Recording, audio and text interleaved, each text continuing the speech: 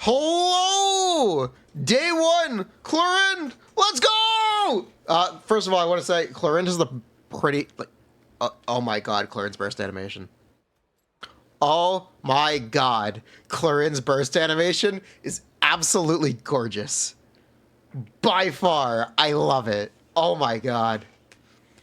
All right, Clorinde day one. We're going to talk about what her kit does.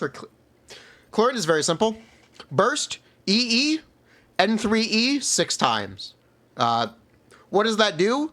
All of her damage is considered normal attack damage. Her E skill state charges her Bond of Life. Her Bond of Life gets spent when she uses her elemental skill to do more normal attack damage. You will end up doing 39 instances of normal attack damage per rotation with this.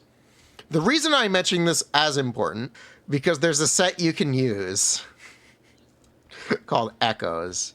If you play a team that stacks damage percent by a significant amount, her best in slot set can feasibly be Echoes. It's either going to be that or Fragments of Harmonic Whimsy. It'll depend what team you're playing, how much damage percent you're stacking. As far as I'm aware, Fragments of Harmonic Whimsy outperforms in all the Aggravate teams I've looked at. And Echoes can outperform with a C6 Chevres and with her 5-star weapon. Weapon options, because all of her damage is normal attack damage. Pretty simple. For her 5-star weapon, Harankapaka Futsu, Mist Splitter, Black Sword, Finale of the Deep, Lion's Roar, Black Sword, Jade Cutter. Light of Fire Incision is also very good. You could definitely also use Uragu Mizugiri, really any weapon. Her weapon options are essentially limitless as long as it buffs normal attacks or just general damage.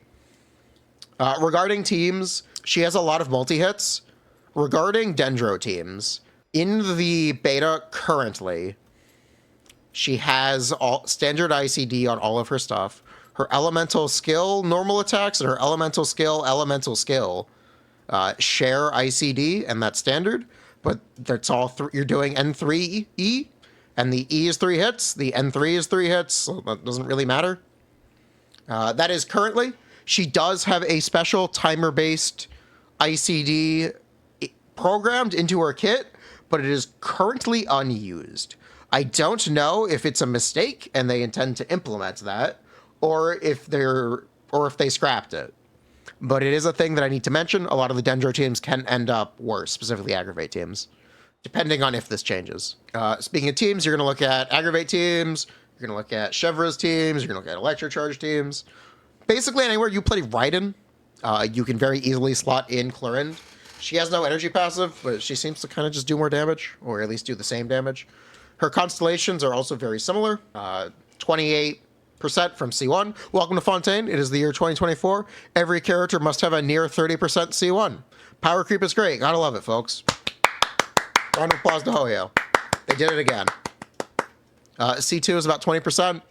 C3, 5%, because the damage from her C2. Now, her C2 buffs her A1. Her A1 isn't a part of her E-skill talent, so despite her C3 being E-skill talent, it's surprisingly underwhelming.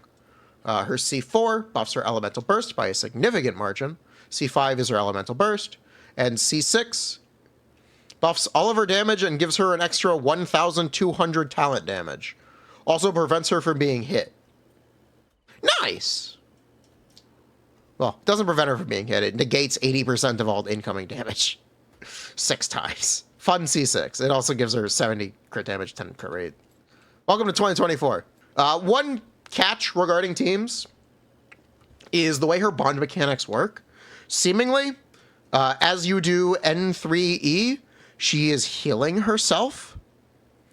So we might have a very easy time recommending and playing healerless Aggravate and Hyperbloom teams, which is not something we normally, or that's not something I'm very happy to recommend. So while we normally might recommend Baiju or Kirara in place of Nahida here, Clorinde might be able to just use Nahida if it's comfortable enough. Similar for Hyperbloom. We could potentially even use Farina and have her act similar to like pseudo Electro Neuvillette and benefit from all the Farina buffs without needing a healer. We'll see how that shakes out, but it is something to keep an eye out for. So with that, I think Clorinde is a really exciting character right now, and I really am looking forward to seeing how she develops over beta.